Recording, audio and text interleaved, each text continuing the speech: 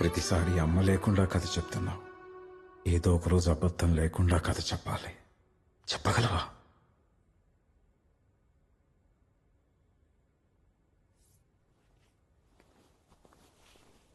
దానికి ఇంకా టైం ఉంది. నువ్వు లేనప్పుడు నన్ను కూడా అడుగుతుంది. ఏం చెప్పను? అసలు బయట నలుగురు మన గురించి ఏమనుకుంటున్నారో కొంచెమైనా ఐడియా ఉందా నీకు? ఏం పట్టించుకో. నలుగురు ఏమనుకుంటున్నారో నాకు సంబంధం లేదు. నా కూతురు ఏమనుకుంటుందో నాకు అదే ఇంపార్టెంట్. నలుగురు ఏం చెప్పినా నమ్మే వయసు దాందే.